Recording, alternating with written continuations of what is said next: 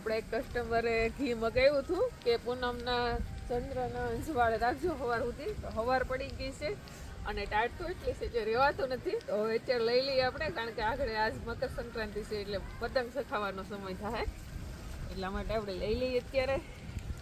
સૂર્ય આમે તે સૂર્ય ઉગે પેલા લઈ લઈએ, એટલે સૂર્ય દાદા ઉગ્યા નથી એટલે લઈ લઈએ. અને ટાટ તો જો તે રહેવાતું નથી. ચંદ્રમાં જો હવે જય શ્રી કૃષ્ણ, જય માતાજી. આજે છે ખીર. આજે મેં લઈ લીધા છે તલ અને પાણી. આજે હું તલથી દાંતણ કરીશ, તો કોને કોને કહેવા છે તલથી દાંતણ કમેન્ટ કરજો જરૂર.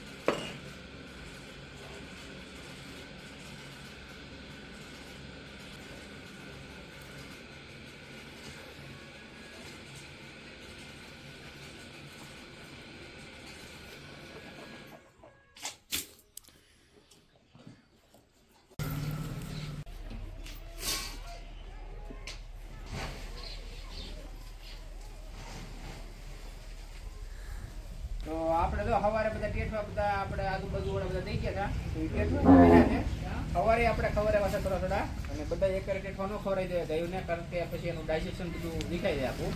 કારણ કે આ રોજ તો ટેઠવા ખાતા ન હોય, અને રોજ એક સરખો ખોરાક હોય એટલે નવો ખોરાક બદલે એટલે એને તબિયત બરોબર ન રહે, એટલા માટે આપણે થોડા થોડા ટેઠવા ખવડાવીશું. તો અત્યારે એટલે ટેઠવા પડ્યા છે તો બધાને થોડા થોડા નાખી દઈએ, બધાના ભાગમાં આવી જાય ને રેડી રીતે બધા ખાઈ લઈએ.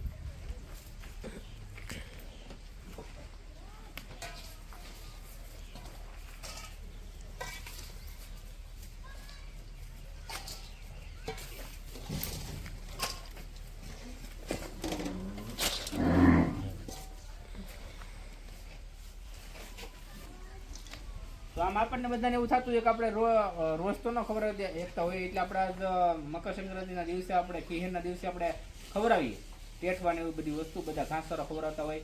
તો એનાથી છે ને ગાયોને આમ તો આપણે એકારે ખવડાવી દઈએ ને બધા, તો એ થોડુંક તકલીફ વાળું થઈ જાય ગાયોને. એટલા માટે રોજ ખવડાવવું જોઈએ, થોડું થોડું ખવડાવવું જોઈએ.